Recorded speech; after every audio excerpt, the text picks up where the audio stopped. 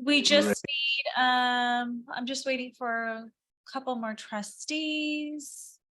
Miss Sanchez and Mr. Knox. So maybe like in 30 seconds or 1 minute. I'll let you know when we're ready.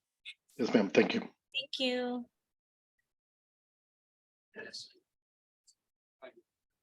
Start. Great. Thank you very much. Good morning, everyone.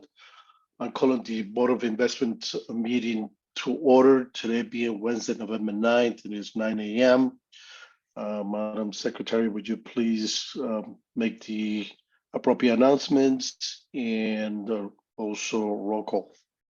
Absolutely. Thank you, Chair Santos. This meeting is being conducted as a virtual and as an in-person meeting. So we'll do a roll call of the trustees to confirm attendance. Mr. Knox. Good morning, I'm here. Mr. Green. Hi, here. Thank Good morning. you. Mr. Kehoe. He's running late. Miss Greenwood. Mr. Jones. Still here. Thank you. Mrs. Jones. Good morning, here.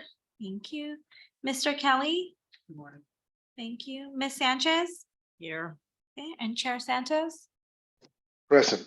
Thank you. Staff participating in the meeting include the following: CIO John Grable, Chief Counsel Stephen Rice, DCEO Louis Lugo, Interim CFO Ted Granger. Investment staff include Vache Mesaragian, Jim Rice, Krista Powell, and Noah Dembski.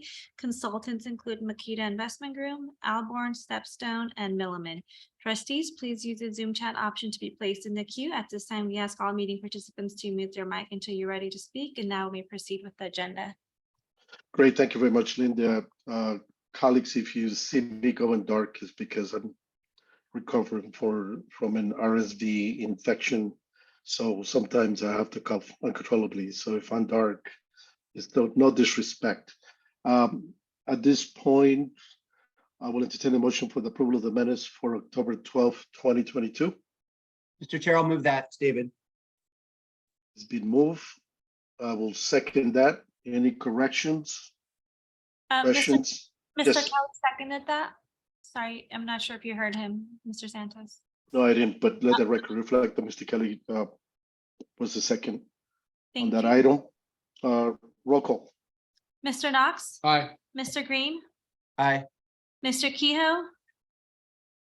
Miss Greenwood. Mr. Jones. Aye. Mrs. Jones. Aye. Mr. Kelly. Miss Sanchez. Aye. And Aye. Chair Santos. Aye. Okay, the motion passes unanimously. Great, thank you. Next item on the agenda is public comment. I have not seen any requests. No, we have not. Great, thank you. Moving forward, the CEO report. Yes, good morning, Chair Santos. Good morning, trustees. Just a couple of brief highlights on the CEO report.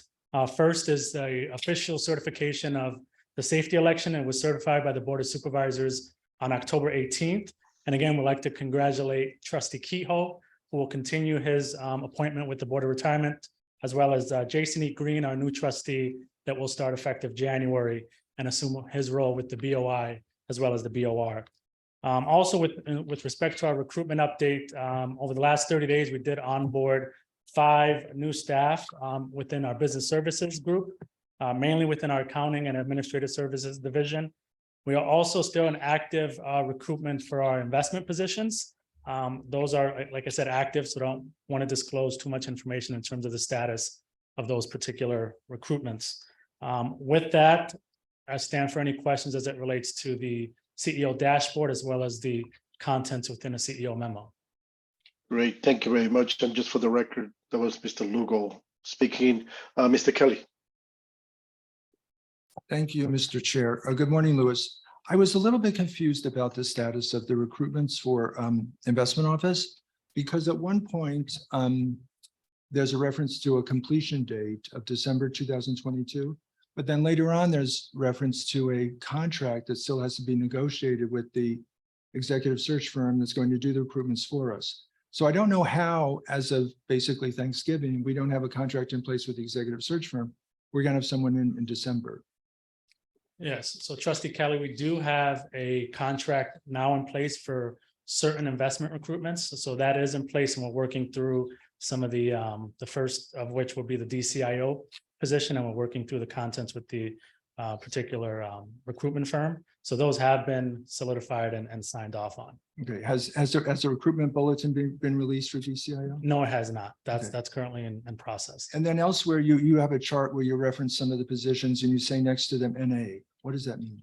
So we'll be revising that, but that's essentially, we haven't started the actual recruitment for them. So they're kind of our next set of recruitment activity.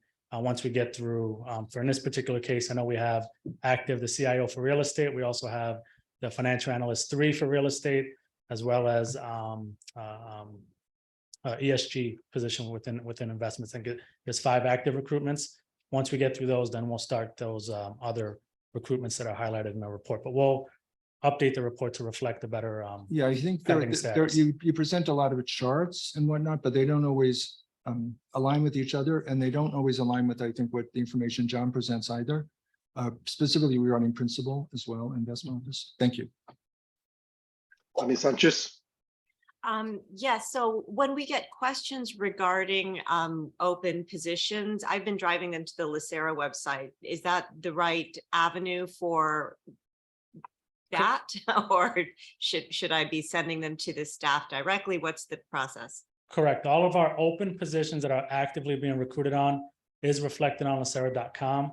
And we're also trying to, obviously advertise those in other recruitment forums, but definitely LACERA.com should reflect all of our open vacancies that are actively being recruited.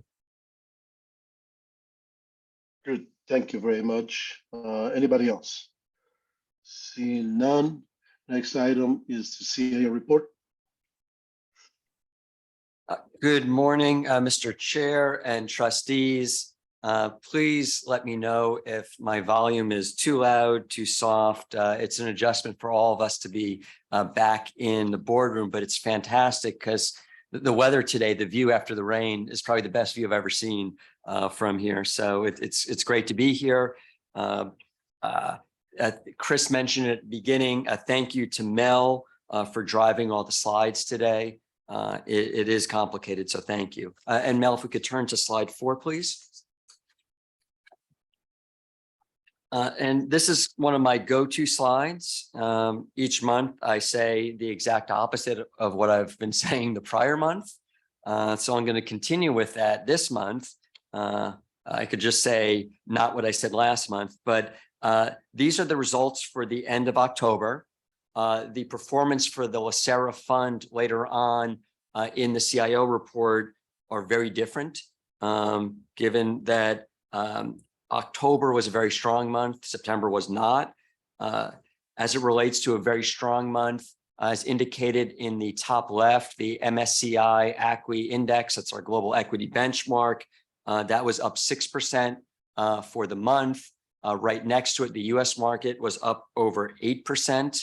Those are very strong numbers. Not that we ever expect to get 8% type months, but we're in an environment where 100-year storms are happening a lot less frequently than 100 years. As you could see on the table, also emerging markets were down. And if you look across the page, the year-to-date and one-year numbers really are not very visually appealing. Lots of negatives with crooked numbers. Global equity down 20% or so over the one-year period. The bottom right, we could see the aggregate bond index, which is investment grade fixed income. That was down for the month, indicating that bond yields the yields were up. And we can see in the top of the next slide, slide 5, that the US 10-year Treasury finished the month at 4.1%. What's not on this slide is if you listen to financial media, you read financial press, you go to conferences, the most talked about investment, the hot investment idea may be the US 2-year. And, where people are talking about you can get, a return of a yield of 4.7% investing in a short duration US Treasury note.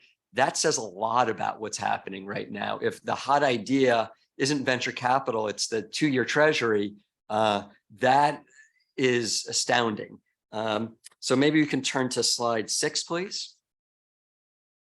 The chart on the upper right also is one of my go-tos. It compares inflation, unemployment, workforce participation. Some of this is relevant to the actuarial discussion that will happen later this morning. We can see in this chart that there is lower workforce participation than pre-pandemic, similar level of employment, recognizing there's a lot of noise in that the structure of the workforce, may be different in terms of age and various different types of cohorts, and that inflation is continuing on its upward trajectory.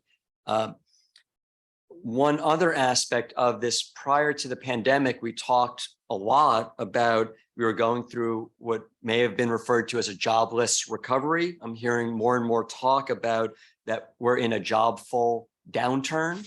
So it's a different environment, and notwithstanding the high profile companies that may be making news about reductions to their workforce, there's that the nature of kind of the job full downturn may be a relevant phrase. On the bottom left, that's a new chart that we mentioned. That was the chart of the month last month in the back. I liked it, so we put it in here. It's a semi-permanent member. It's been elevated to the starting lineup, I guess, and that shows the performance of the U.S. dollar over the past.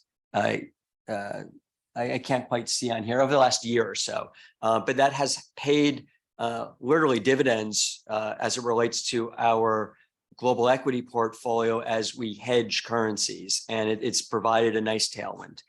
Page 9, please.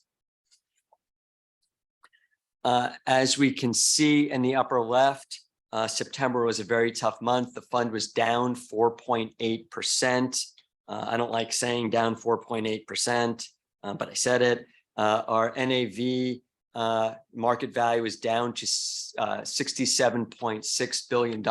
I can say as of today, it's higher when I looked at my flash report, but it's that the markets have had lots of volatility, and there's lots of overreaction, or maybe it's not overreaction, but I think that our expectation should be for increased volatility. And that gives me comfort under the asset allocation column on the right about how diversified our portfolio is, and that we go through things such as the structure review that we went through, such that our implementation of these broad categories really is intentional and has the right type of diversification, but not over diversification, because we want growth to be growth. We don't want growth to be masked fixed income.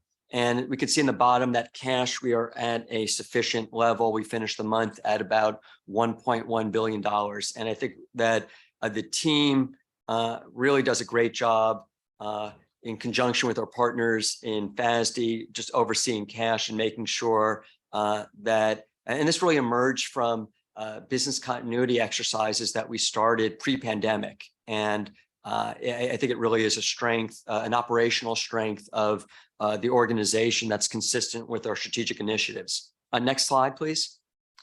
This is a tough slide to go through. Every asset category in the fund and OPEB are down for the month and the quarter.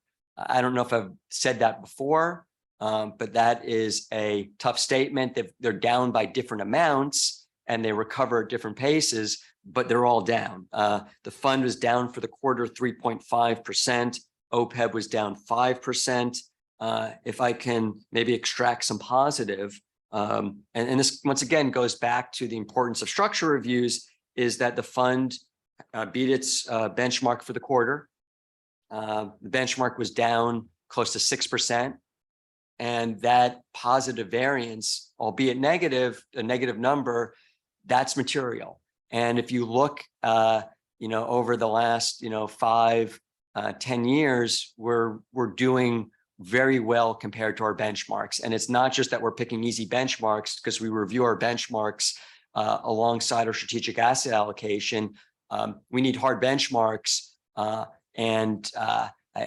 we also need to really focus on how we implement the portfolio to beat those benchmarks and without taking excess risk. And the last thing I'll mention on that last point in the next slide, we compare our performance compared to risk, active return versus tracking error, and the light blue tealish color is above the darker blue line, which shows that we are being compensated for the risks that we take. So that's in a nice direction. And with that, Mr. Chair, I'm happy to take any questions.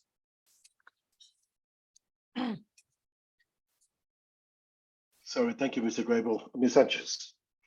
So thank you, Mr. Grable. These are certainly interesting times. Excuse me. So you mentioned the jobful recovery, or rather the jobful downturn, I mean. And you kind of intimated, but you didn't really lay out in the slides, the change in the structure of the markets with particular emphasis on participation rates. So if you look at labor participation rates of 55 and plus, there was quite a bit of resignation, retirement effectively that occurred, while the sort of 24 to 60 kind of 5 population, or 24 to 50, whatever the sort of working age population is pretty much back to pre-pandemic levels, which is to say that we're probably in a labor shortage. And that labor shortage makes the labor market look quite a bit stronger than it actually is. And it is one of the many signals that the Fed is using to inform their decisions on continued rate hikes. A lot of folks that I've talked to certainly are thinking that we probably are in, we're in a downturn at the very least. I think everybody agrees on that. And whether or not we're in a recession is always kind of determined 6 months after the fact. But I guess the question is, not to put you on the spot, but how are you thinking about the Fed actually hitting 5 or 5 1/4 and then normalizing rates at a much higher level? If you look at Fed funds futures, interest rates would remain above 4% for the majority of next year. How do you think about that in the portfolio, particularly the illiquid segment of the portfolio that was relying on multiples to sort of garner some of its return? And sort of what does that look like going forward, and how are you thinking about the portfolio in a higher rate environment? Thank you for the question. In that the way I think about it, and I'm not looking at you, so I'm trying to talk to the microphone to make sure that everyone can hear. So pardon the lack of eye contact. Fundamentally, we are investing in an environment with a rising cost of capital. Virtually no one has experience investing in an environment with rising cost of capital. So I think that we're in violent agreement that there's so many unknowns that over the last 40 years, there's been a declining cost of capital, which has incented risks, expanded multiples, and it's made investments there's been this huge gale force wind at our back, and it's made all of us great. Now, maybe it's that we need more skill to approach the markets, more thought, more intentionality, and getting to the core of the question about how I think about the portfolio, which is early and often and late, I guess, is I take a lot of comfort, and I'm not saying this because I always say it, but I take a lot of comfort in our asset allocation because in many ways over the last decade plus, we haven't been rewarded for diversification. Diversification in many ways was an insurance policy that we never collected upon. It may be an insurance policy now where one sleeve of our functional framework is that insurance policy that works. Last year, and we saw it, last year was real assets. Real assets was our only category that was positive. And as a result of that, plus good implementation through overlays, rebalancing, and hedging, we were marginally positive.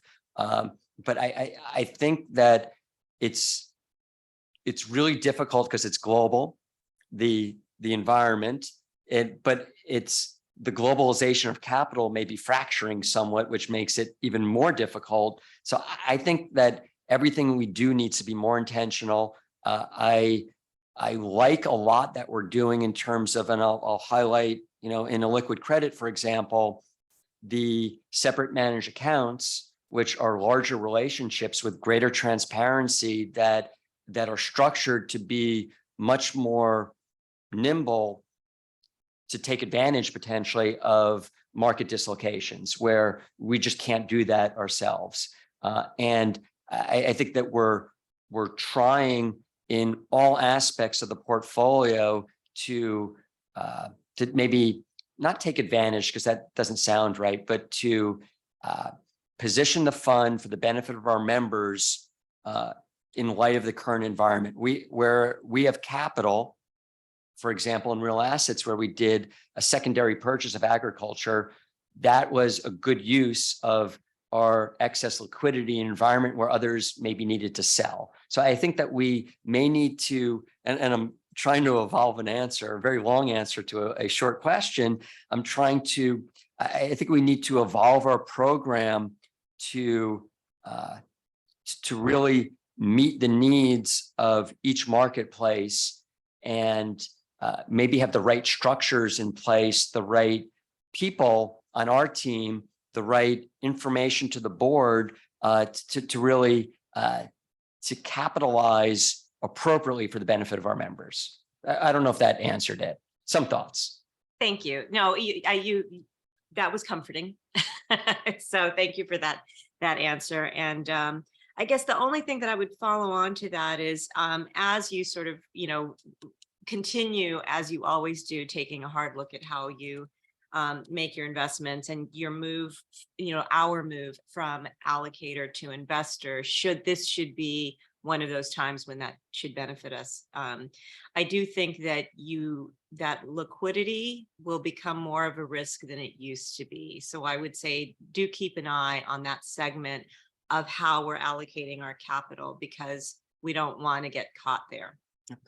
And Mr. Chair, Ms. Sanchez, can I add one more thing? I promise I won't filibuster the whole day. No, absolutely. Is something that may not be visible to the board is some of the things that we're doing internally to address, be it changes in liquidities, changes in markets. We've spent a lot of time evaluating our internal investment committee structures. We've had structures within every asset category. We've spent time trying to combine them. For example, that recently, for example, we combined global equity and private equity, such that we have a equity committee. And I think that having more views around the table, more information from different aspects of the portfolio to enhance the discussion. We also open up these investment committee meetings to people not on those investment teams to really heighten the dialogue. And we're not resting there. We're trying to identify best practices from our business partners. I know that some members of our team this past week, I believe, observed Stepstone's investment committee in order to see what we can glean from that to put into our practices. And I think all of this enhances the dialogue, because one of the things, to quote, someone, the way to get the best outcomes of financial capital in these times may be to properly harness human capital. And it's the team here, it's the board, it's our whole ecosystem that's going to help us through this period. Thank you for that, Mr. Grable. Ms. Sanchez, you satisfied? Okay, Ms. Jones? Good morning, Mr. Grable. Nice to be here to see everyone in person. It's my first time in the boardroom. So I just wanted to highlight, because these are my favorite charts in your report, are the staff charts of the month. And on page 22, I had a question. I just would like to see your thoughts or input. It looks like we're in company with the 1931 period, 1969, as far as our stock and bonds return. But how do you see this year, 2022, different as far as what's going on in the economy than the previous years highlighted here? And if you could look into your crystal ball, how do we transition out of this quadrant? Good morning, Ms. Jones. I will not directly, from experience, I won't compare this to 1931.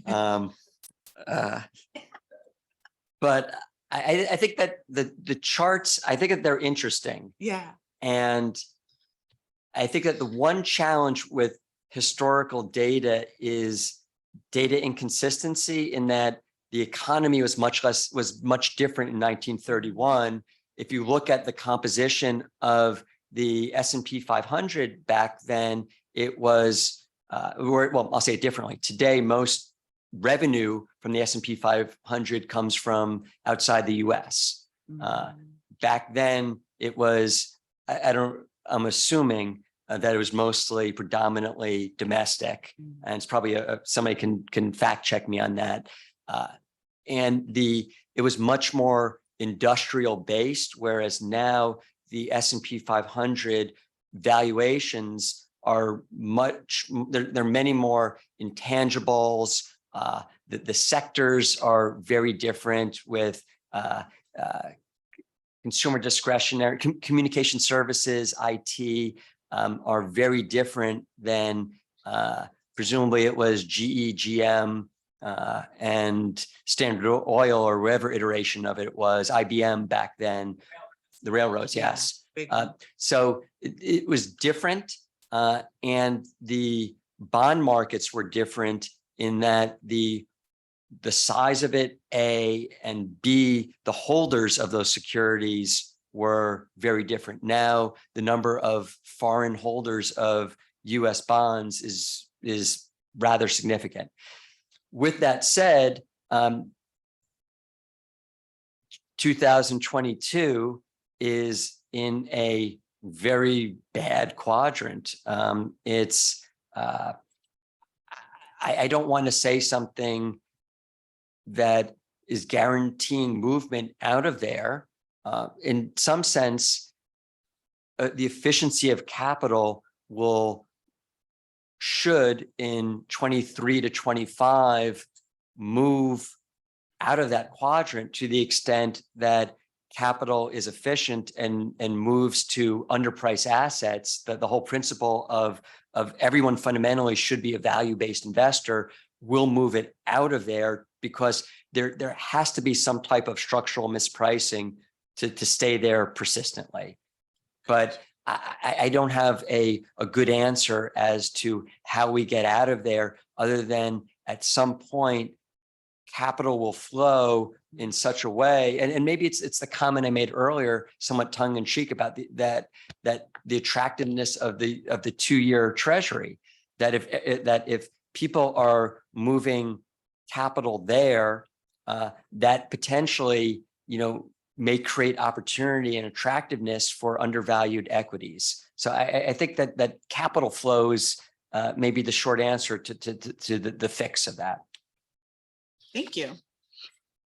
And then I also appreciated the historical trend of the mortgage rates, looking at, so this was on slide 23, and looking at the shift in 2022. And I do know that we're starting to see a little bit of residual. I know from city perspective, we're seeing a slowdown in the movement of, property and assets. So Thank you for that information. The other question that I had, just because out of curiosity, as you indicated, you know, yeah, you can get a 2-year treasury for a great rate. With the cash, how do we, are we capitalizing on that with our cash balance? How do we handle our cash funds? Sure. Our cash is invested in a variety of ways. We invest it with some of it with State Street in kind of a short-term fund. Mhm. We can get back to the board with what the rate is on that, but much of our cash is not invested in short duration fixed income or cash equivalents. It's invested through the cash overlay, where cash over 1% is used to reduce overweights and increase underweights in our asset allocation. So it's invested in the market to get a market return and capital market return. Okay, thank you. And then my final question, in looking at slide 9, where the market value of our portfolio is 67.6 billion. And I was just curious, historically, is this an all-time low for the, you know, I would say the last 5 years, or is this kind of pre-COVID? I was just curious where we are in relationship to maybe the prior 5 years or so. And we can probably by the end of the meeting find out what the balance was, or somebody may be able to test what it was at the end of the prior fiscal year. I believe it was in the $60 billion range. But from a historical perspective, when I started at LACERA in April of 2017, I think we were in the mid 40s. Okay. Got it. Awesome. Thank you. Yeah, Very nice report. Thank you. And just to follow up on Mr. Grable's comments regarding the portfolio. You know, when I first got elected, we only had $23 billion under management. And so you can see where we are in 2009. I forgot how many billions of dollars we lost, but we were able to recover that and more. So it's interesting because you see the portfolio volatility over the years, but we always end up in a positive way. And I know our consultants have predicted that in about another 5 to maybe 8 years, we potentially can hit 100 billion. So it's interesting to see. Anyway, any other comments? None from me. Thank you. Can I make one last comment? Absolutely. There is one thing that we do share in common with 1931 and 1969, which is significant inflation in 31 brought by the Dust Bowl and a shortage of food, and in 69 from the prolonging Vietnam War. And those inflationary periods did a number on real rates, which is exactly what's happening right now. Great, thank you. Anybody else? Hearing none, we're moving forward. Thank you very much for the presentation, Mr. Grable. We're going to consent items. Consent item A was pulled by Mr. Kelly. Mr. Kelly, would you like to say a few words on that matter, or? Yes, Mr. Chair, thank you. I just wanted to pull because I intend to vote no. All right. I will entertain a motion to approve subsection item A. It's Keith, I'll move. I'll second that. This is David, Mr. Chair. It's been moved and second. Roll call, please. Mr. Knox, Aye. Mr. Green, Aye. Mr. Kehoe,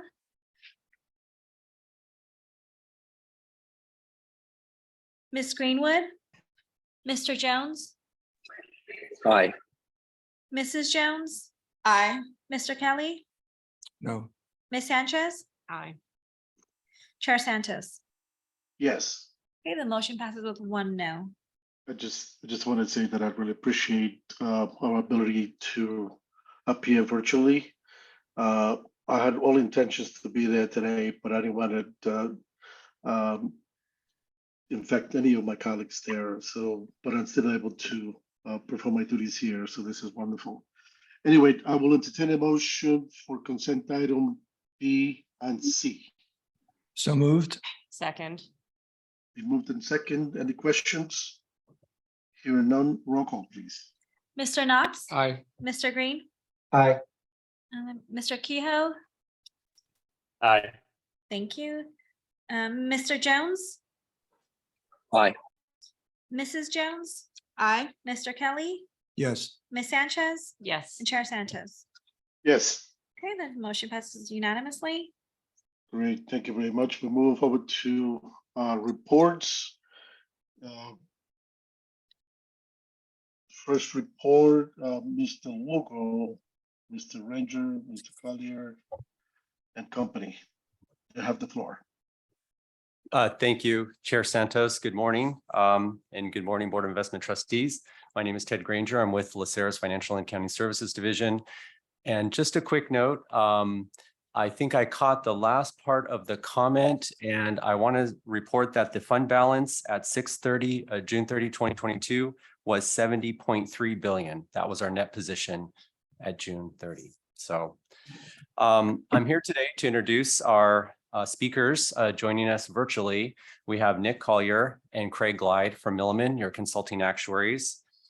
And also I'd like to thank and recognize Mel for driving the slides today. So as you know, you may recall June 30, 2022 is a triennial year. The actuaries are performing an investigation of experience or experience study per the board's policy. The last time we completed this was in 2019. And this is today is part 2 of a 3-part series in terms of our process. We're looking for questions from the board. We're looking for input so we can gather that together and move forward with this process. In looking at the slide in front of us, as you recall, we covered the economic assumptions back in October. Today, in November, we're going to discuss in some detail the demographic assumptions, and we're looking forward in December to presenting a draft experience study report. So that's kind of a snapshot of our timeline or our roadmap. Also, I'd like the board to note that Kavanaugh McDonald Consulting, our reviewing actuary, is working in the background to review this process. They will review how the steps we took to go through the experience study, and they will make sure that it complied with actuarial standards. And so in December, we plan to have a draft report from Kavanaugh McDonald, along with the draft report from Milliman. So with that, I will ask Mel if he could please turn the slide deck over to the Milliman slides. Thank you. And unless there's any questions for me on the opening remarks, I'm going to hand it over to Nick Collier and Craig Glide. Thanks. Good morning, all. Mel, can you flip to the next slide? Ted really pretty much covered the timeline. Key things is today we're going to discuss the demographic assumptions. So we're just looking for if there's any feedback or any questions from the board. We want to address those because in December is the key time when we will bring you the draft experience study report with all the slate of proposed assumptions, and we'll be looking for to get those adopted at that time. Moving to the next slide and the next slide. So first off, focusing on the demographic assumptions, just wanted to remind you what they are. The key things when we talked about the economic assumptions, you're looking at more national and international, what kind of returns you can get on equities and fixed income. It's not so much specific to LACERA except for LACERA's allocation. Whereas when we look at demographic assumptions, we're looking specifically at LACERA's membership. So first off, we have the actuaries favorite, and what we're known for, obviously, is mortality. When people are going to die, more optimistic person actuary might say it's how long they're going to live. Obviously, that is important because how long people live is how long they're going to receive benefits.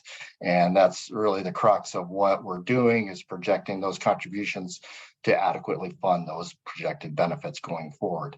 Moving to the right, the mortality projection scale is used in combined with mortality. When we're talking about mortality, we're generally talking about what the current, we're looking at the current population, what the deaths are as of the current date. But as we've seen over the last, well, millenniums, there has been increase in life expectancy, and that has continued, although a little bit of blip with the pandemic. But we generally talk about this as generational mortality, and that the next generation lives longer than the current generation. So we have an adjustment for that, and that's going to be one of the key changes that we're going to recommend, is updating to a new version that's out there. So that's one of there's going to be 3 key changes that we're going to talk about. The second one looking at is the merit salary scale. That's used to project increases in compensation.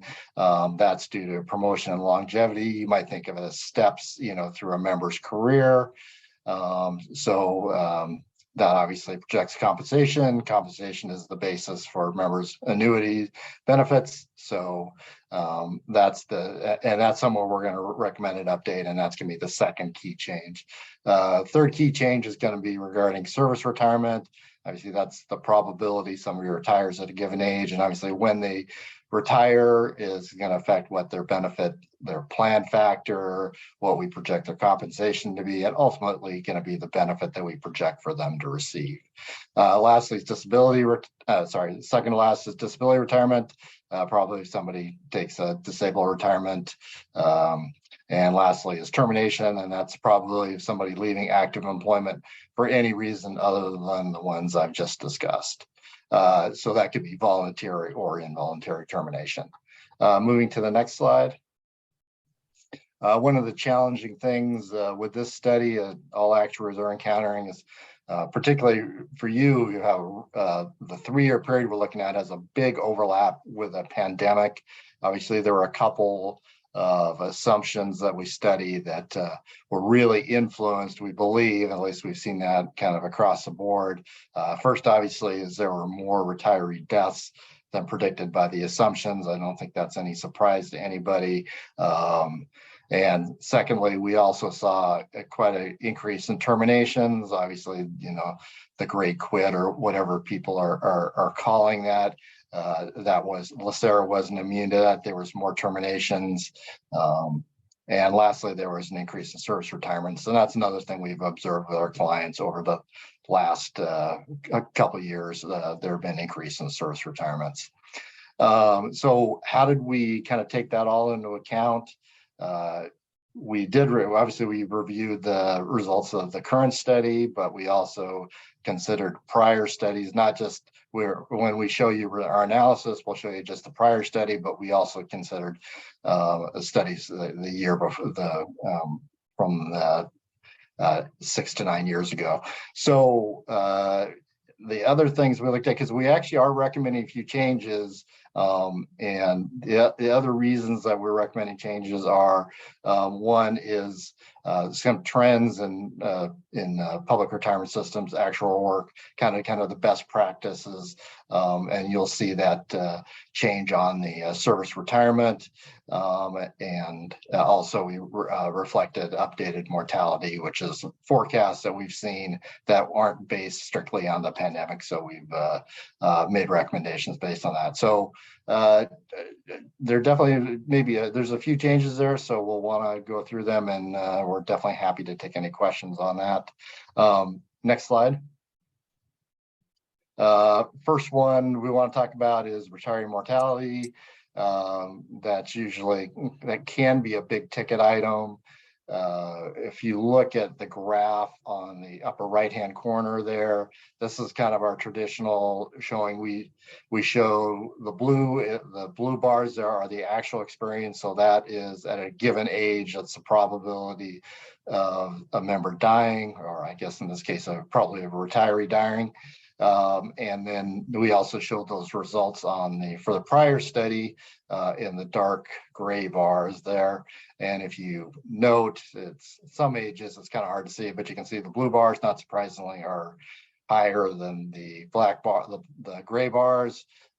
We saw about 5%, 10%, 5 to 10% higher mortality than the assumptions projected.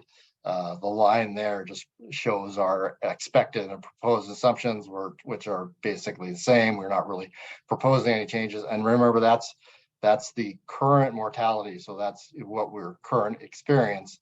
So basically no change there. What we really want to emphasize is the mortality improvement, the projected improvements that people live longer in the future.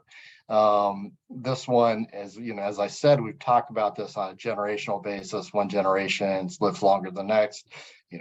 My kid hopefully is going to live longer than me, and so forth. But the way actuaries look at it, we look at it like an incremental 1 year change. So this is a relative change. So as you can see, that green line there, that was a current assumption. There's basically projected to be a 1% improvement. That sounds like a lot, but it's just a relative 1%. So instead, if you had a 1% probability of death at age, then the next year it would be 0.99%. So it's very small gradual changes that are predicted. So the two things I want to highlight here is that the new proposed assumption is that orange line.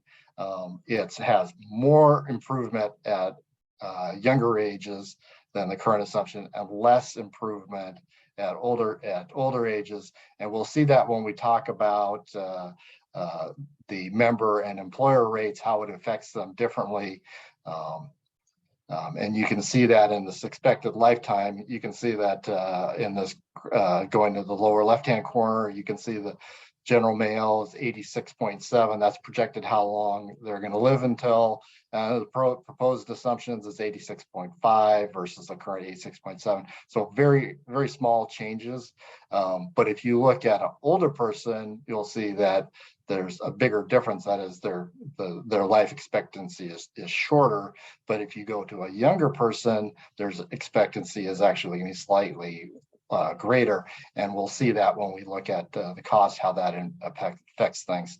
And in homage to my former colleague Mark Alleman, he was always a big proponent of looking at Social Security experience, because really that's the biggest population you can study in the U.S. to figure out mortality improvement.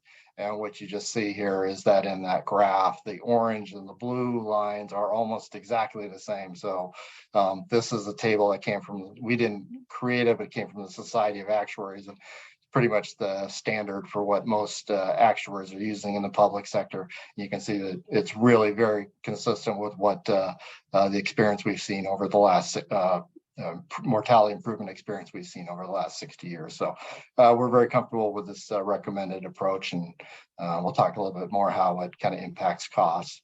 But with that, we have a question. Yes, I have a question. Sure. Hi, I had a quick question before we moved on from this slide. So just, I think I followed most of that, but Yes.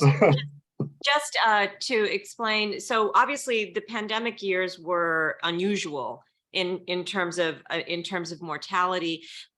How does the math work? Do you basically kind of reset the population and then calculate from there? What does that look like? Yeah, so we basically separated separate pre-pandemic from post-pandemic. We basically have the two study periods. The prior study period was pre-pandemic, and the current study period was basically, it covered the pandemic. It was a pretty significant overlap. So we did kind of the analysis separately and looked at it. So in this case, on the mortality, we just said, hey, we're going to stick with the prior analysis and not gonna give any credibility to the current analysis on the mortality, because we knew it was higher. So that was kind of our thought process, if that answers your question. Thank you. All right, I will turn it over to Craig if we could move one slide forward. And thank you for the question. As exciting as mortality is to actuaries, it's always good to kind of break things up. So Craig, on to you. Thank you, Nick, and good morning, trustees. So the first of the assumptions that I'm going to go through this morning is the merit salary increases. And as we discussed at the October board meeting, an individual employee's salary generally increases for a couple of different reasons. There's a couple of components. The first one is the general wage growth, and the second one is merit and longevity increases.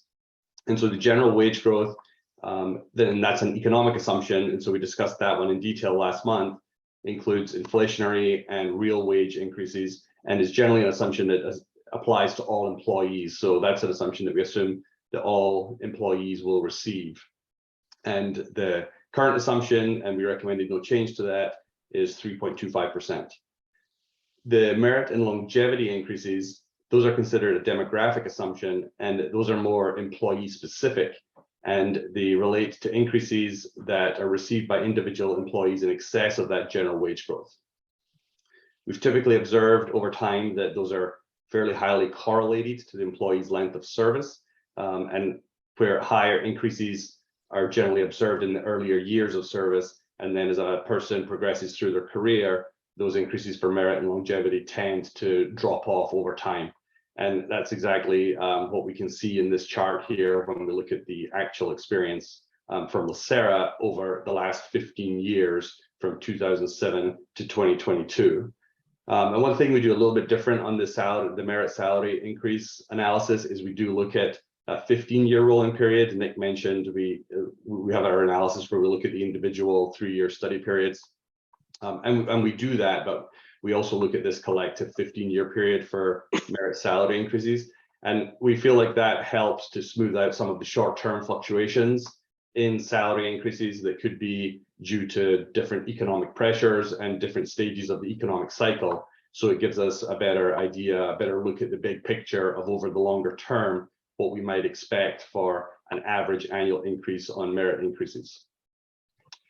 And so over looking at that 15-year period from 2007 to 2022, we observed that at the shorter service durations up to 8 years for general members, the assumption was quite consistent with the actual increases that people had received. So there's a green line on this chart and a yellow line, and the green line reflects the expected increase from the assumption, and the yellow line would be our proposed assumption, which I'll talk about in a second. But at those years up to about 8 years of service, the green line and the yellow line just overlap because we're not proposing any changes there because that green line is pretty much in line with the blue bars, which is the actual experience. However, once we got to about the 8 years of service point for general members, we did start to observe that actual increases for merit and longevity were a bit higher than the assumption. And so we felt that there was definitely a need there to propose increasing the merit and salary increase for general members at that point. And so from service duration about 9 years and higher, we are proposing an increase of 0.15% of pay for members at all of those durations, from 0.25% of pay to 0.4% of pay. And that 0.4 is reflected by the yellow line. So we're not recommending a full adjustment up to the top of those blue bars. We are recommending an increase, but we want to also allow we don't want to overreact and perhaps provide too much of an increase that in future studies would perhaps need to be revised downward. So we like to sort of try and just follow the trend, but not to overreact. So we're recommending an increase to the merit salary increase there for general members. I would point out there is one small typo on this slide, that in that second bullet at the end, we say the merit salary increase to 0.4% of pay compared to 0.25% of pay at service years of 9+. That 9+ is actually at service years of 22+. The increase from 9+ is 0.15% of pay, but as you can see, between 9 and 22, the actual rate is higher than 0.25 or 0.4. So apologies for that typo there. Next slide, please. So for safety employees, we did do the same analysis for safety. We look at safety in general separately. And again, you can see the same pattern of actual increases higher at lower service durations and then gradually dropping off over time. We did observe here that the actual experience at shorter durations, up to about 5 years of service, was a bit lower than expected by the assumptions. And so we're actually going to propose slightly lowering the assumption at several of those durations at the short end of the scale. But then, similar to general members, we also observed that once we got out past about 8 or 9 years, the actual experience was quite a bit higher than the assumption was projecting. And so we are recommending proposing some increases to the merit salary increase at durations above about 7 years there. And on the long end of that scale, the increase, once we get out to about years 20 and above, that increase is about 0.4% of pay. So the merit salary increase would increase from 0.5% of pay to about 0.9% of pay. And one thing I would point out on this chart as well, as you'll see there, we have some spikes in the expected and proposed assumption there, no change, but a spike at years 19, 24, and 29. And those spikes in the assumption, those are to reflect salary bargained increases that are built into many of the safety contracts. That so we see sort of some spikes in the blue bars at those durations, around those durations, and so we're reflecting that in the assumptions. Next slide, please. So as Nick mentioned, we're recommending, we're going to propose some changes to the service retirement assumption. And this assumption models the expected rates of retirement from active service. Historically, when we've reviewed this experience, we've looked at it based on just the age of individuals, and we would assume that among the general plan, that all individuals of a certain age would retire at the same rate, and we'd look at the safety plan separately, but we'd also assume that all individuals of the same age retired at the same rate. However, we have observed over time that the length of a person's service is also having an impact on the rate at which they retire, rather than just their age. So that a person at, say, age 55, who only has 5 years of service, we're expecting that they will retire at a different rate than a person who's age 55 that has 20 years of service or 30 years of service. And so that is generally because the longer a service a person has, typically their benefit is going to be larger, and so they may be in a better financial position to be able to retire faster or earlier than a person who has less service and a smaller benefit. And so we believe that if we were to modify the assumption to bring in the service component, it's going to allow a better and more accurate estimate of the future liabilities of the plan, and it will reflect, and the cash flows will be more accurately estimated as people with higher benefits go out at a slightly faster rate. So the two charts on this page, they highlight, and Trustee Knox, I noticed your hand went up if you have a question. Yeah, quickly, Mr. Chair, if you don't mind. I guess it's a perception I have is that, you know, having worked for the county for over 30 years, I sense that the newer generations of employees are going to be less likely to come into the county and spend their entire career. You know, my son anecdotally works for the county. He has over 10 years in, and he's looking to do something else. So how will that be incorporated over time? Is your sense that the 30-year employees will be less prevalent in the future? How do we incorporate that? Yes, so we have the assumption for the retirement from active service, and separately, as we'll discuss in a little bit, we have the assumption for the termination from employment for other reasons. And so that generally reflects the people who are going to terminate before they reach eligibility to retire. And we have seen, especially among the general members, that there has been a higher incidence of people leaving employment than expected. And so we're going to be recommending some increases to that assumption. And so what that means is when we assume that there's a higher probability of people leaving at those earlier service durations, there will be fewer people will ever reach retirement eligibility. So ultimately, the number of people, if you just look at a cohort of people who hire at a given time, there will be fewer of them that will still be with LACERA when they reach retirement eligibility. So a smaller number. Thank you. Oh, and I guess, is that bearing out in other industries too? That's not just my perception based on being in LA County? Yes, I think as a general statement, yes, I think that is bearing out over time. We're definitely seeing higher turnover than I think has been experienced historically among just as a general statement. Yes. Thank you. So the two charts on this page, we have one for general and we have one for safety here on the left and the right of the page. And these show how age cohorts are retiring from service at different rates based on their length of service. And so if we look at, for example, the general experience on the left-hand chart here, if you look at the age group 60 to 64 or 65 to 69, particularly those purple and blue bars, those represent people in those age cohorts who have longer service, and the orange and red bars represent people who have shorter service. And the height of the bar is the rate that those cohorts are retiring at. The yellow diamond on there is the average rate of retirement for the age cohort. So you can see there that the people with shorter service, the orange and red bars, they're retiring at relatively lower rates compared to the average rate, and certainly a lot lower than the people that have 25 or 30 years and higher of service.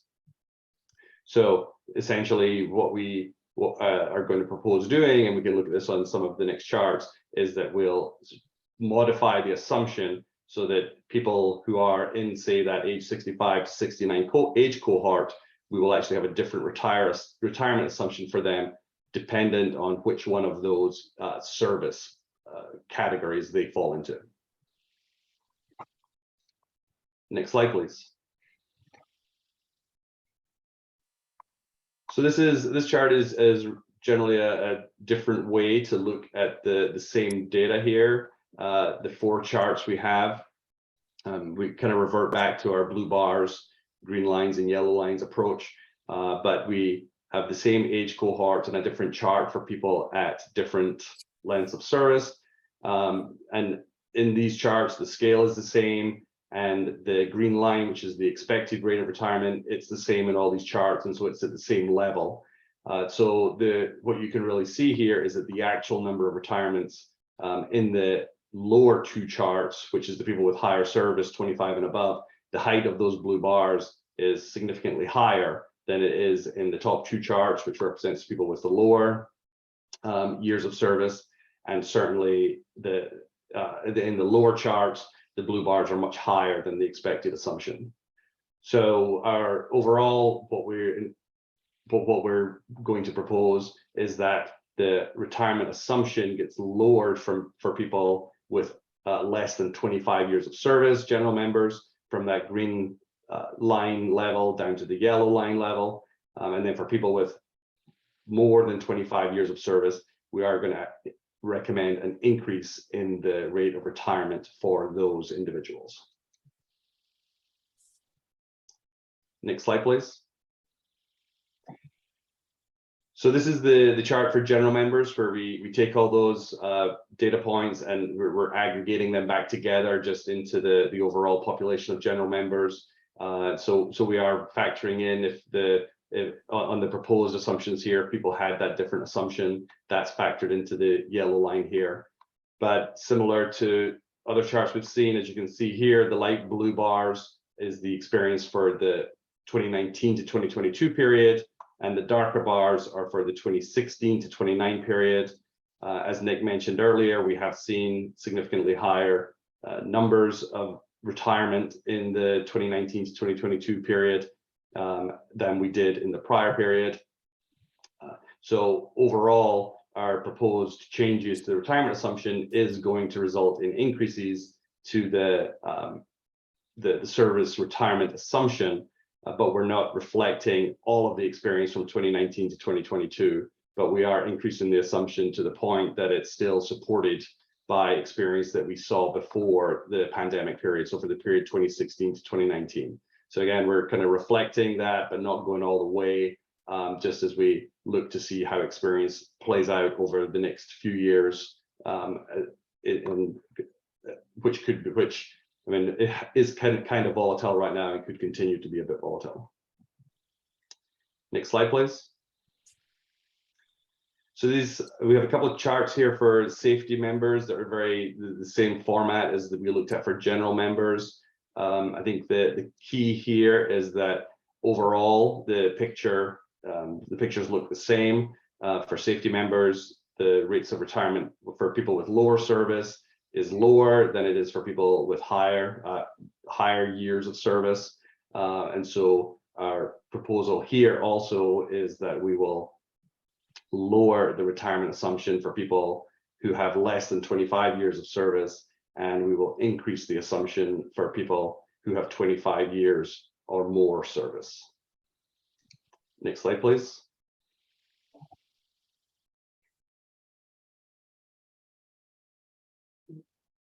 Could move to slide 13, please, Mel.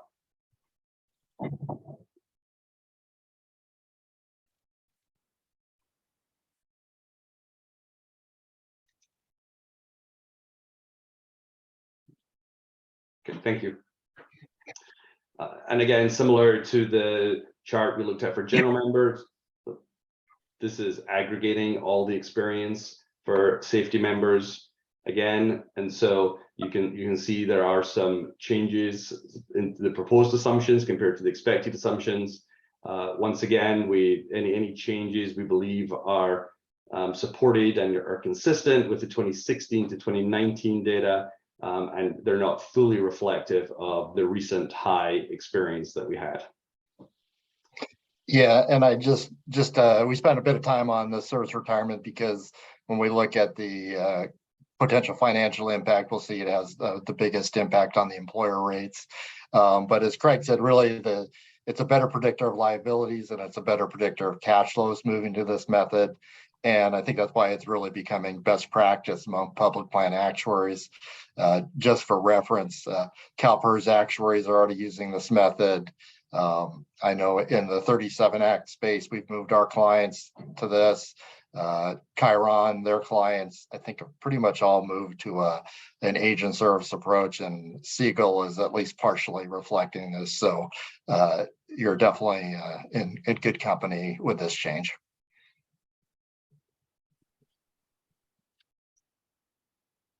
Next slide, please.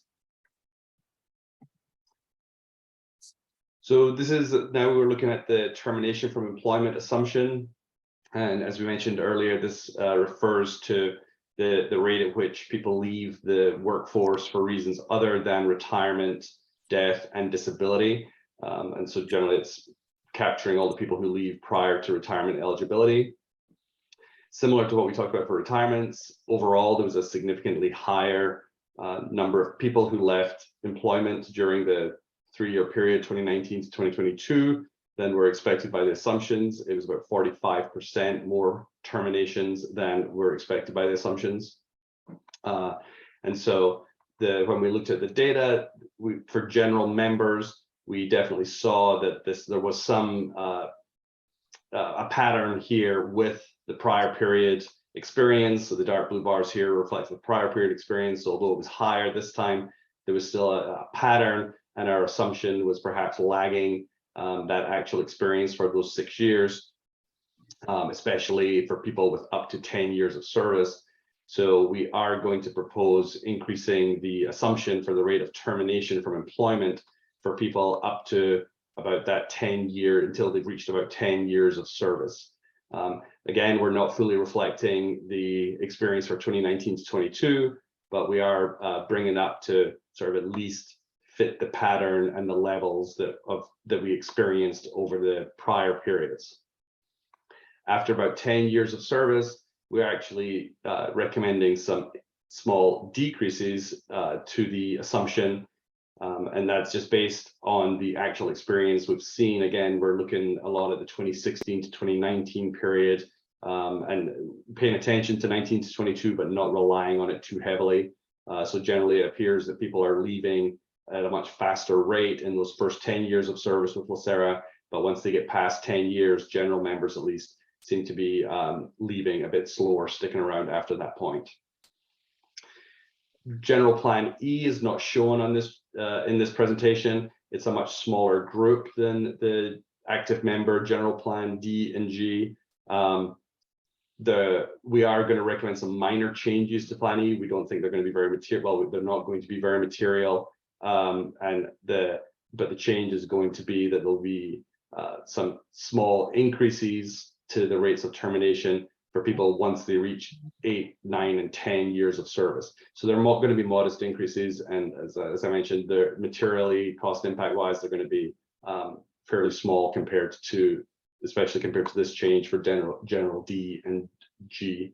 One other thing I would note about this chart, we do include general D and G. They account for over 80% of the current active general population.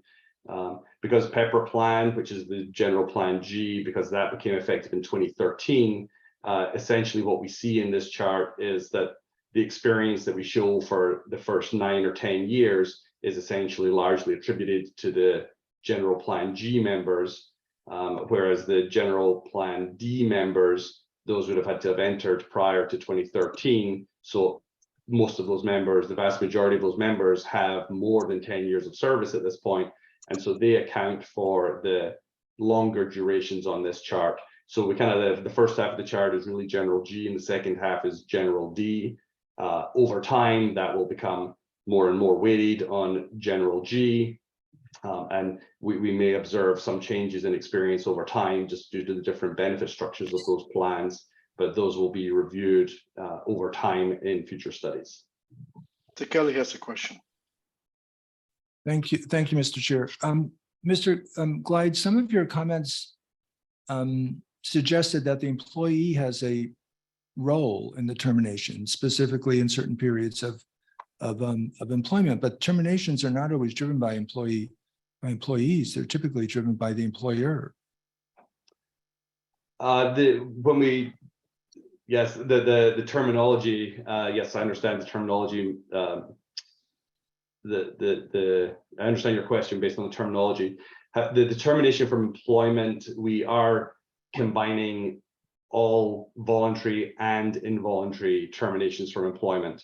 So it's whatever the reason is people leave other than service retirement, death, and disability. So it's really just leaving the workforce. Okay, and then you note that there's a particular significance to the number of folks who left in this period from June 20 to June 22. Following up on Ms. Sanchez's earlier comment, did you take any adjustments for that? I mean, it appears to be COVID related or pandemic related. Yes, we at this time, because the experience in that period was significantly different than prior periods, we definitely believe it is pandemic related. That's the main reason we don't want to increase the proposed assumption all the way to match that experience, because it's not clear that it's going to be a permanent experience going forward. Perfect. And you answered my third question. Thank you very much. Next slide, please. So again, a similar chart we're looking at here for the safety members on the rates of termination or people leaving the workforce. Again, we saw a much higher incidence of people leaving during the 2019 to 2022 period, at about 65% higher than we would have expected from the assumption, and certainly at higher rates again than the prior period. When we looked at this one, again, trying not to put too much weight on the 2019 to 2022 period, we actually observed that the current assumption appeared to fit the pattern and levels of the 2016 to 2019 period, which is those dark bars. It appeared to fit that relatively well. So for safety members, we're not recommending very many changes to the assumption at this time. The exception to that is that at the very early years, for people that are brand new to the population with 0 or 1 years of service, we, for 2 consecutive periods, we have observed higher rates of withdrawal from employment there. So we're recommending increases at those service durations. Again, bringing it just close to what we observed for 16 and 19, rather than bringing it all the way to the 2019 to 2022 level. Next slide, please. So there's a few other demographic assumptions that, or many other demographic assumptions that come into play in the valuation. In general, they're have a much smaller materiality to the ones that we just described. We are going to recommend some either no changes to some of these assumptions or some minor changes. The ones I would highlight is on the probability of refund assumption. And so that's the assumption for those people that do leave employment prior to being eligible for retirement. How many of those people elect to take a refund of their contributions rather than leaving them on file to potentially be eligible for a future benefit. So we're seeing that there's fewer people are taking refunds of their contributions when they leave employment. So we're going to recommend a small reduction in that assumption. Nick mentioned when he was talking about mortality earlier that the base mortality tables, we were proposing leaving those alone, but making a change to the mortality improvement scale. So the same change in mortality improvement scale will be proposed for active employees. We're proposing small differences when we looked at the population. We saw some small changes and trends in the age differences between retirees and their beneficiary, especially for male retirees. The current assumption is that their beneficiary will be 4 years younger than them. We're seeing that in general, there's a trend that the age gap is closing a little bit, so they're generally 3 years younger. And so that'll make a slight difference on the sort of the length of time that we project benefits will be payable. And we're also seeing some small changes in the probability at which retirees have an eligible survivor for a benefit. The final one here is we have an assumption for reciprocity, and that is where a member who leaves LACERA goes and establishes reciprocity with one of their future employers. And we're seeing that there's a slight increase and there's a sort of a trend there over several periods where there's slightly more people establishing reciprocity. So we're going to increase small increases there. And that has an impact just because for those people who do establish reciprocity with another system, when they ultimately retire, the benefit they receive from LACERA will be based on the salary that their final salary at their other employer, rather than being capped at where it was just when they left employment with LACERA. So I'm going to hand this over to Nick now. I'm happy to take questions at this point, or else hand it over to Nick for a recap of the economic assumptions we discussed last month, and then he's going to discuss the financial impact of these changes that we've discussed here. Yeah, if we move forward to slide 18. Just want to touch this briefly, just to remind you in case there's any questions or any follow-up on that.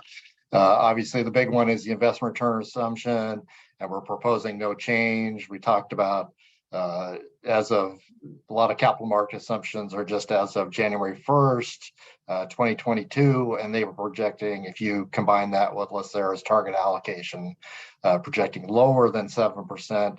But those firms that update as of June 30th are projecting higher expectations on both equity and, not surprisingly, on fixed income with the increase in yields. So the actual, that kind of flipped, and we had a expected return of a little above 7%, and we felt it was at this time be appropriate just to stay at 7% and see how things shake out. And we also talked about national price inflation. On price inflation, we've obviously forecasts are lower than that 2.75, but given the high inflation the high inflation environment we're currently in, we didn't think it would be appropriate to change it this time. So bottom line, we didn't recommend any changes. On the economic assumptions, on the actual methods, we spent a bit of time on this last time. Obviously, excluding the star reserve from valuation assets, since the Star Reserve is at least has been used specifically to pay benefits that aren't included in the valuation. We felt it appropriate from an actual perspective to exclude the Star Reserve from the valuation assets. Second thing is we proposed keeping the 5-year smoothing, but we added a modification that we've used on other clients that it still mirrors 5-year smoothing, but it's just a little bit smoother, and we felt it was appropriate to make that change. Last one was shorter amortization for plan changes. That would be if you had a big thing like back in 2001, 2002, when there was actual increases in prior benefits in the benefit levels. The actual practices moved to having that over a shorter period. So we recommended that. That should have no immediate impact right now. So moving to the next slide, I think maybe two more. Yeah, another one. Okay, so here's the bottom line. We talked about kind of the three big ones. Starting off, if you look at the table, the June 30, 2021 valuation, so it's reported to last year, a funded ratio of 79.3%.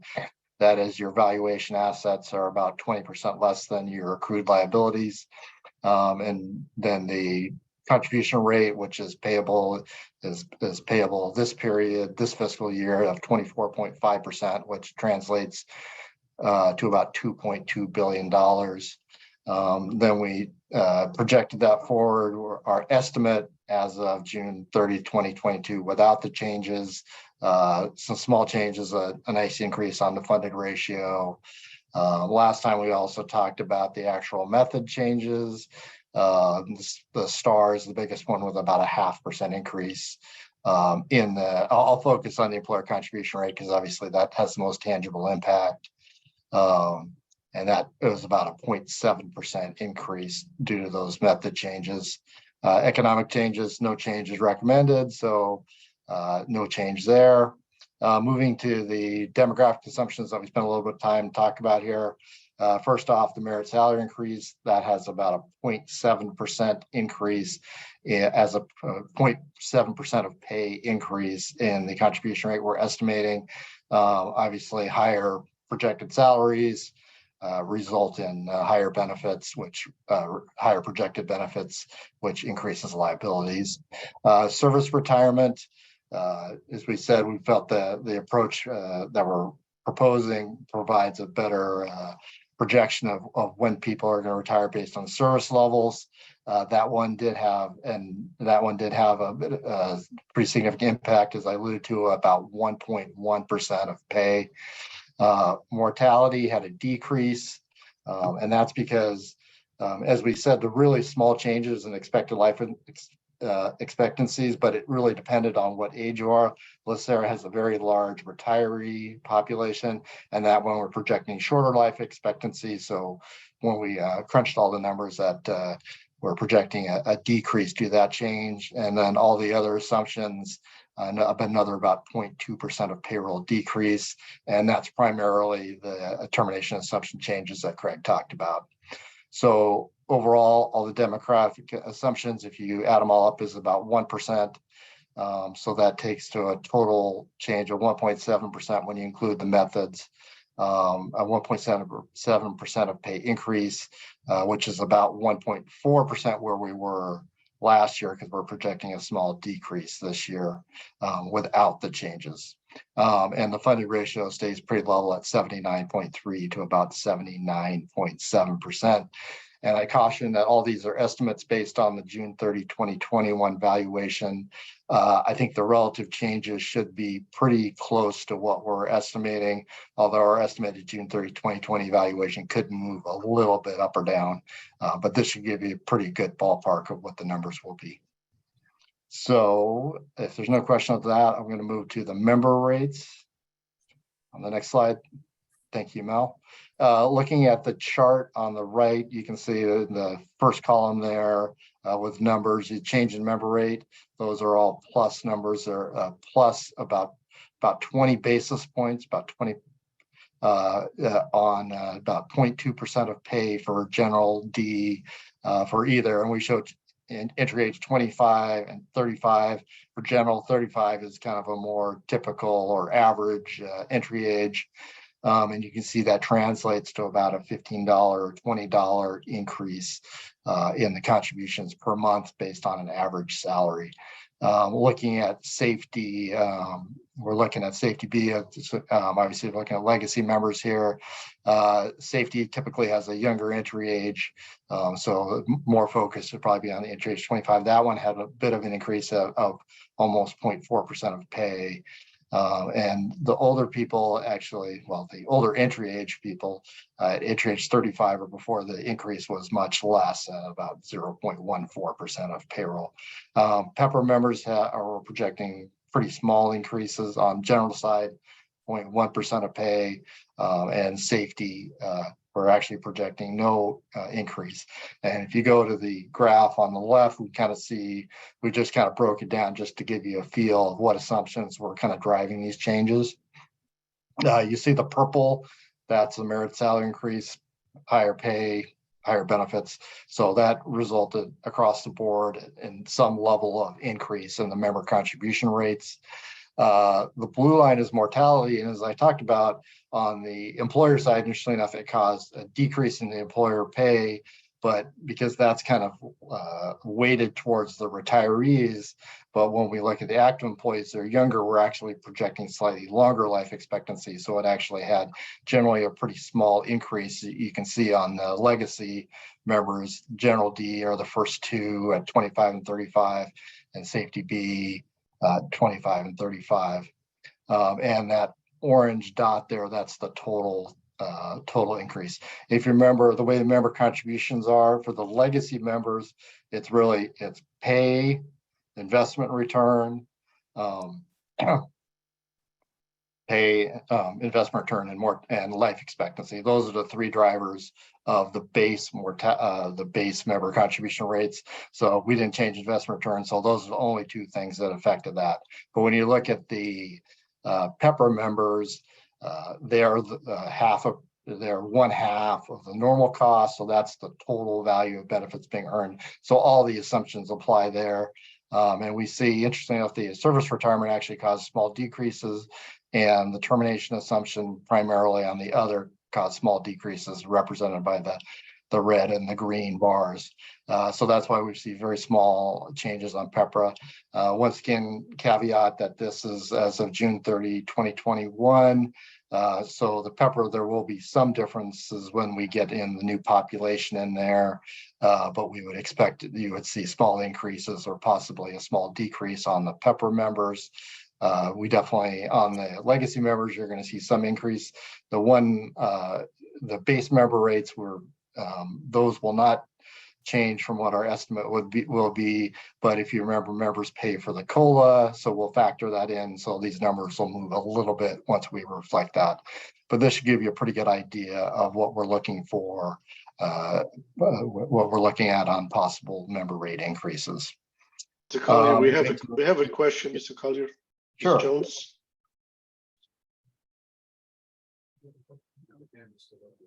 Sorry, Mr. Chair, I apologize. I didn't lower my hand from earlier. No, this is for Ms. Jones. Okay, yes, I do have a question. Thank you, Nick. I guess when I look at this graph, it makes it clear the impact of the merit salary increases on the rates. And I guess I have a question as we look forward. When you showed the termination rates, whether voluntary or involuntary, obviously for 2022, we show some significant increases. At some point, I imagine our agencies are going to have to start paying more to try to retain the staff that have this experience, because it costs more to bring new employees in and train them. And so I guess, and you could see that with, the recent bargaining units that have settled in the county that have just recently received pretty significant increases. So I guess my question is, as we look forward, and you have to make shifts and merit increases become more significant, do you see that as a possible long-term projection? Because, you know, once employees start getting used to significant raises, you know, it's kind of hard to then scale back and say, oh, we're not going to do that this year. And so I was just wondering if there is a possibility that this could create a trend more long-term as far as the merit increases. Yeah, I mean, that's a great point. We're definitely in the short term. We're expecting to see increases as, you know, contracts are bargained with the high inflation. That's probably going to cause increases. But on the merit side, I think the labor scarcity is, I mean, that's probably going to be somewhat cyclical. But, you know, I mean, Craig can add if he wants to, but our basic theory was that we're definitely seeing that. So we definitely wanted to adjust the merit rates up to at least closer to what the actual experience was. And then we'll kind of review as we go forward whether further adjustment needs to be made. Understood. I'm, you know, obviously we all, all of our crystal balls are cloudy these days. Yeah. It's hard to assess, but thank you for that. That's helpful. Yeah, and it's, you know, we could have moved it more, but as Craig said, we don't want to overshoot the mark. So but we felt that somewhat change was appropriate. Right. Understood. Yep. And just to follow up on that, and traditionally the county has been very conservative in terms of wage increases for the employees. So I suspect that philosophy will continue. So Sorry, Mr. Santos, I'm having a hard time hearing you. I said that traditionally the county is very conservative in the wage increases that they provide to the employees. So this is the first year that I have seen such a large increase, but typically it's around 3% of their amounts, 2 and 3%.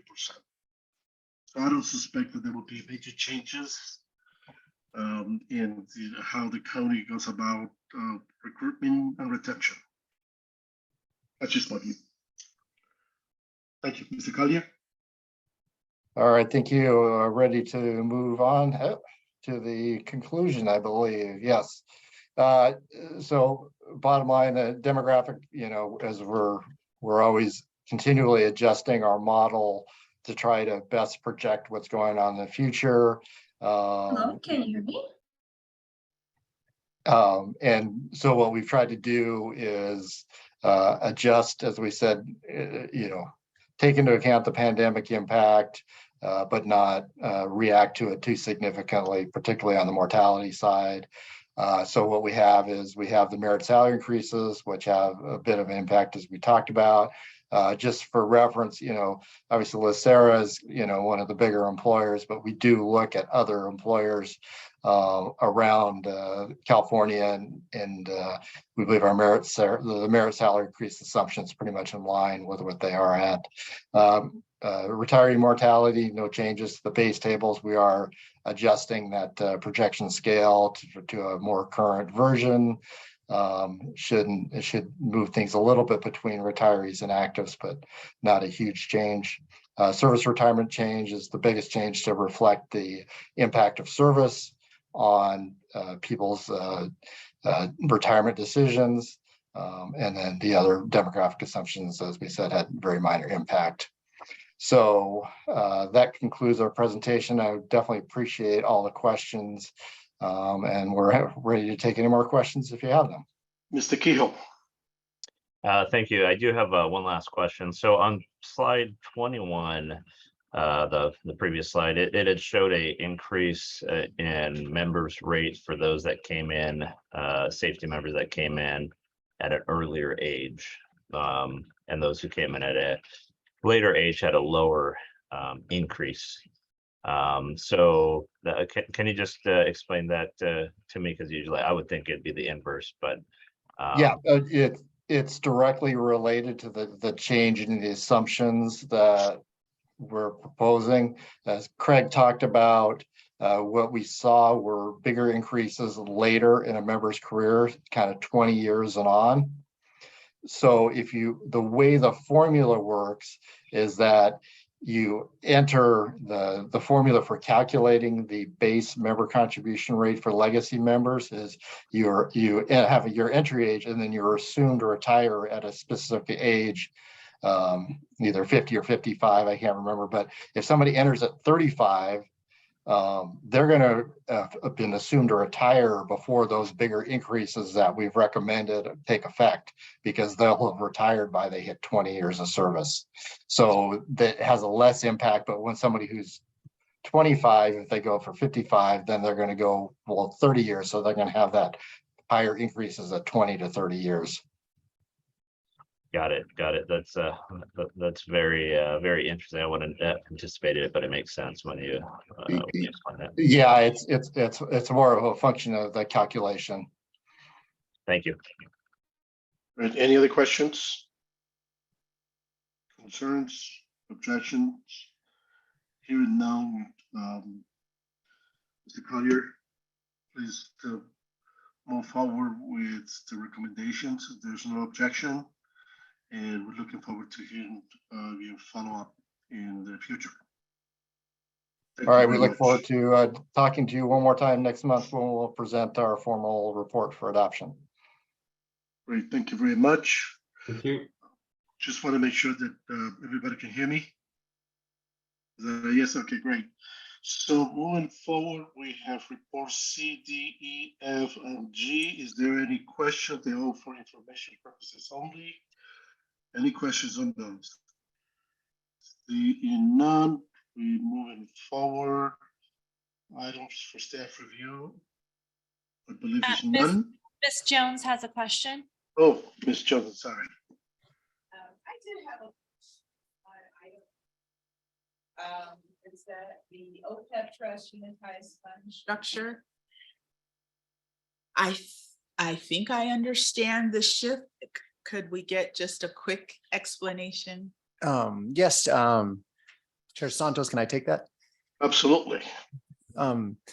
Trustee Jones, real simple, right now where we unitize is at the asset composite level. So think of one layer down from the total asset allocation. So the shift we're making is just to unitize the fund right at the total asset allocation. So when, say, the county has a distribution to OPEB or wants to give OPEB money, they will be buying the whole asset allocation. Right now, they just buy a sleeve of equity, then they buy a sleeve of fixed income, and we just to manage it with some of the stuff we've done with the and the board approved last year the new asset allocation, and it made it a single asset allocation, and OPEB has a single IPS. So things have changed, and it just makes it a little bit easier to manage the plan in that way.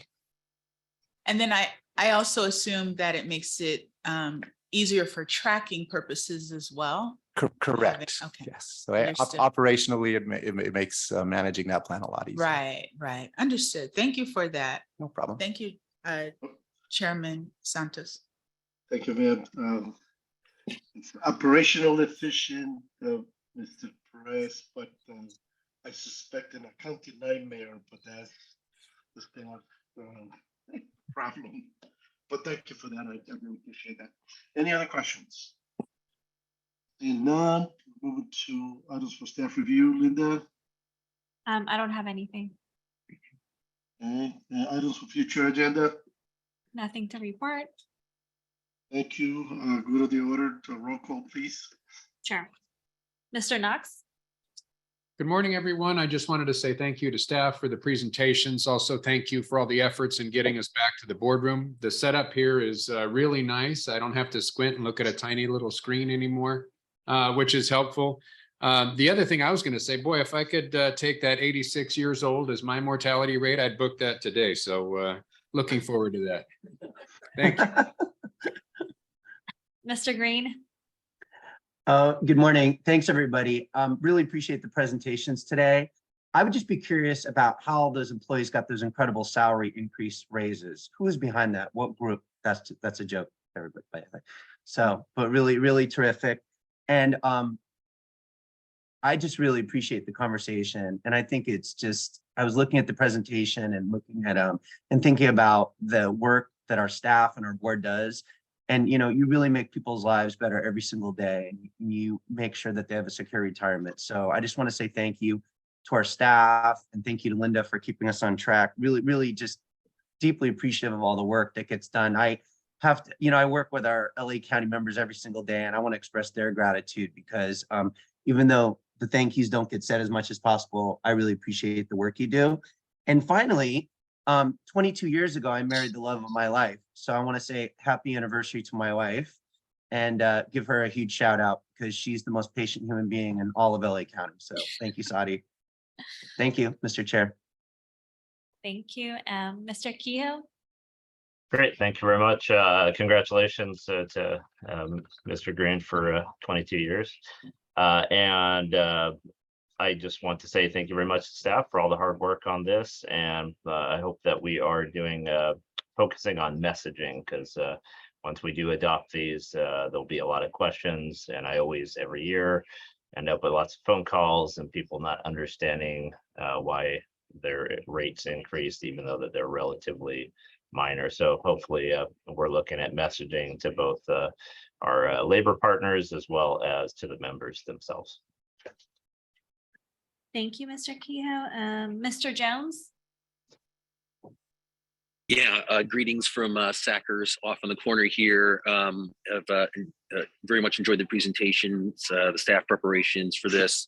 There are not many meetings you get to go to where you hear someone say that, what I wrote it down actually was that interesting, that actuaries love talking about mortality. I had to let that sink in for a second. But otherwise, just appreciated the staff work today and look forward to resolving today's meeting in the executive session. But thank you very much. Thank you. Mrs. Jones? Good afternoon. I too want to echo Trustee Kehoe's kind of like a recommendation that somehow we can communicate this to the body, because the information that was provided for the actuarials were very detailed, very informative, they make sense. But how do we put that in terms where the members can understand? Because at the end of the day, the rates are going up.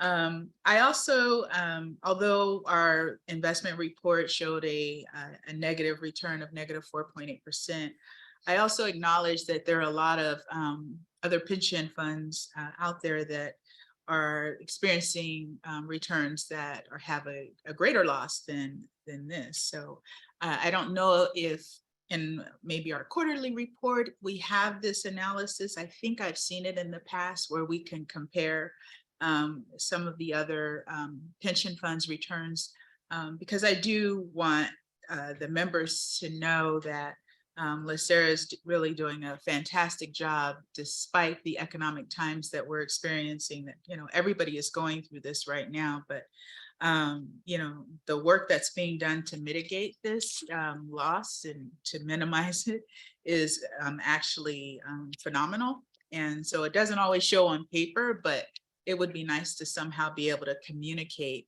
that. Other than that, it's great being here live in person. I appreciate it. I will be going on vacation. I know there's a few meetings next week, but I will be on the high seas for much needed time off. So, so I will see everybody back in December. Thank you. Mr. Kelly?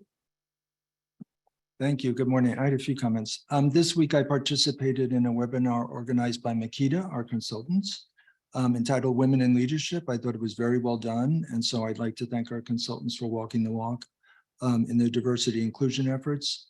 Also, I wanted to acknowledge the election of Maura Healey as governor of Massachusetts. She's the first openly lesbian governor to be elected of a state here in the United States. Also with her running mate Kim Driscoll as lieutenant governor, this marks the first time in US history that women will serve as both governor and lieutenant governor of a state. Along with Ms. Sanchez, I attended the recent Pacific Pension Institute's conference in Singapore. It was very well done, as PPI always does a good job. I wanted to say it's great to see everyone again and to meet people I've never met before, like Mrs. Jones, and wish everyone a relaxing and enjoyable Thanksgiving holiday. And finally, Mr. Chair, I'd also like to request that the board adjourn in the memory of Evelyn Gutierrez, a county retiree and a very special member of our county family, who passed away unexpectedly on October 4th. Evelyn was Director of Workplace Programs in the Chief Executive Office when she retired in 2003 after a 35-year county career. She was a member of the RELAC Board since 2016, serving as chair of several committees. Evelyn's engagement with the county did not stop at RELAC. She also served for 18 years as a member of the county's Quality and Productivity Commission, first appointed to that position by Supervisor Gloria Molina. She was a volunteer at the East Los Angeles Library, and she was a longtime board member of the LA County Library Foundation. In serving these causes, Evelyn did not just show up. She was a champion of each one. In all that she did for our county family, Evelyn's actions inspired others to learn more, to connect more, to do more, and to become more. She's survived by his sister, Deborah Watts. Thank you, Mr. Chair. Thank you. Ms. Sanchez? Thank you. It is nice to be back in the boardroom and nice as well to have the option, and I continue to support ensuring that we have equal treatment between the board and the staff with regard to policies. I, along with Mr. Kelly, did attend the Pacific Pension Institute in Singapore. And the conversation there was, rather dire and depressing, I will say. Although it was very interesting to see and experience an economy that was just coming out of lockdown, and sort of the significant fervor in terms of going out, being out, buying things, etc., and sort of longing a little bit for that feeling here in the United States. But it also keeps one of the advantages I think that PPI does bring us is the opportunity to hear perspectives other than our own. And I do think that that is very valuable when you consider kind of where we're going, not just as a country, but also as a globe. And while we may be deglobalizing, the impact of raising rates faster than the rest of the world does indeed create a problem that comes back to us in the form of poor international sales as we're sort of pushing that inflation out to the world. So I was at my usual question asking best at the conference, and so felt like I got a lot out of it. But I think the main message that I did get out of it is that we do need to think about where we're going from here, not just in terms of globalization, but also in terms of kind of, liquidity and debt and inflation and what that does to our portfolio. So it's left me thinking. And so I think as a fund, we have to continue to reevaluate our assumptions, particularly since the last 20 years may no longer serve as a good playbook for the next 5 or 10. Thank you. Thank you, John. I don't have anything. Thank you, Louis. Nothing. Steve. Okay, and Chair Santos. Yes, thank you. Mr. Lugo, previous meeting, I had requested that we make an effort to highlight one of our members on the onset of this meeting. And the purpose of my request, I think it's important for all of us to be reminded of why we're here, and that's for our members. So I thought it would be appropriate to take a few minutes every time we have a meeting to highlight one of our members. So I was wondering, Mr. Lugo, what's the status with that? Yeah, thank you, Chair Santos. It's actually on our operations project list. So we're just working through, communications has it on their docket, and we're working through making sure we have the proper release forms. But I would imagine in the next, I'm not going to commit to December, but definitely by start of the calendar year, we'll have that as part of our normal updates in terms of recognizing a member in terms of their service. Great, thank you for that. And I do want to echo the comments about PPI. not only that the topics are very relevant to what we do, but PPI always has outstanding speakers. The quality of the speakers, in my view, are better than any other conference that we typically attend. And certainly, it's very important to keep an eye on Asia. Aside from China, China is very important, but Asia has a lot of potential to give us the returns that we are looking for. So it is very important that we continue our membership.